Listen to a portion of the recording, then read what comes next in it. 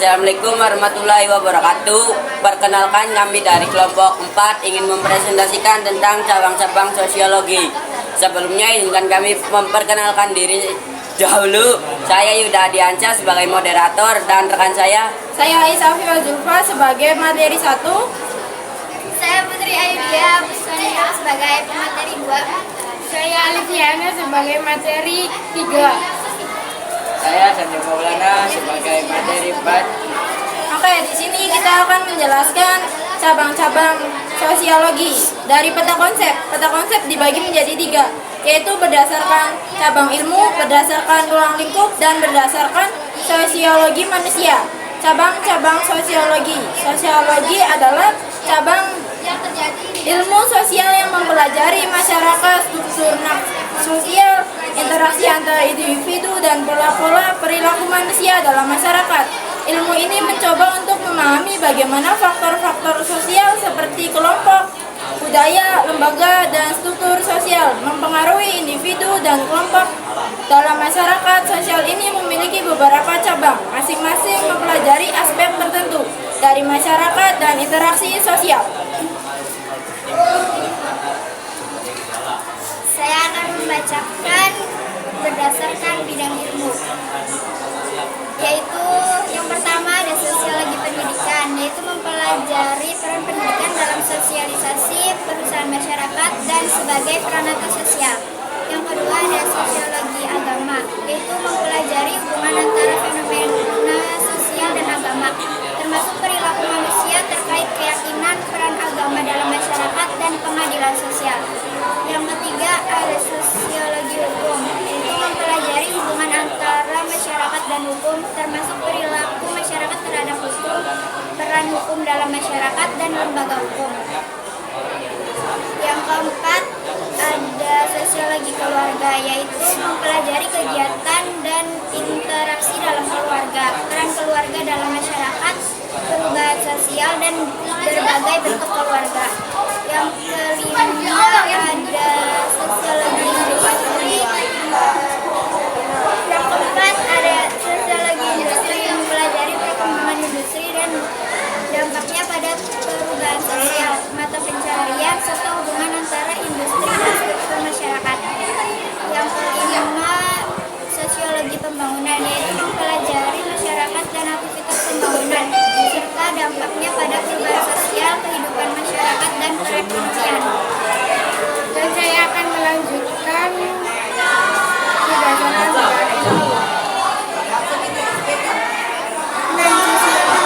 Sosiologi politik mempelajari fenomena politik dengan mengaitkan variabel sosial, struktur sosial, lembaga politik, dan perilaku politik dalam masyarakat.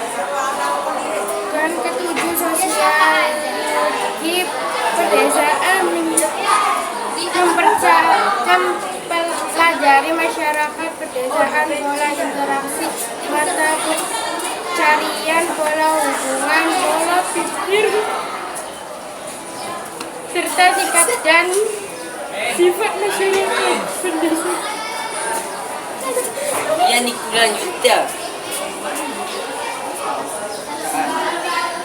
Sosiologi perkotaan mempelajari masyarakat perkotaan, pola interaksi, mata pencarian, pola hubungan, dan pola pikir dalam menyikapi masalah perkotaan. Sosiologi kesehatan mempelajari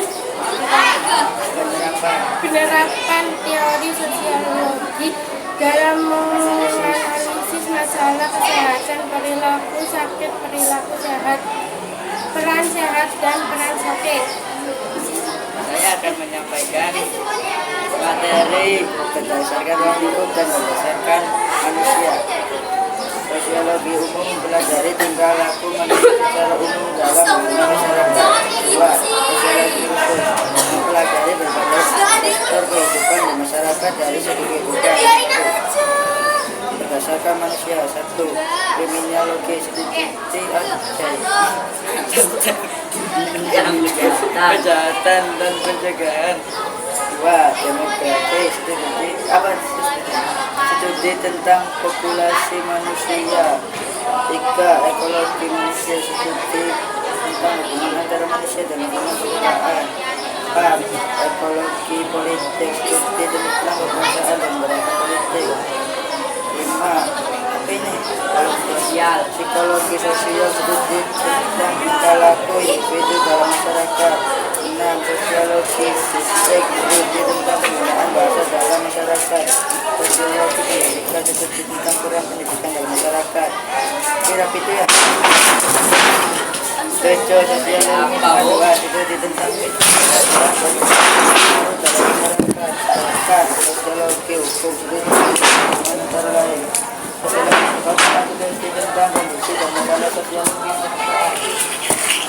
Saya akan membacakan fakta menarik atau contoh kasus tentang cabang-cabang sosiologi. Fakta menarik tentang cabang-cabang ilmu sosiologi antara lain adalah bagaimana sosiologi menganalisis dampak media sosial terhadap identitas individu. Bagaimana antropologi mempelajari ritual adat seperti budaya Reog Ponorogo dan pengakuan UNESCO sebagai contoh kebudayaan tak benda. Selain itu, menariknya sosiologi dapat memprediksi pola kemacetan kota berdasarkan pertumbuhan populasi, ekspansi ekonomi, dan peningkatan kendaraan pribadi.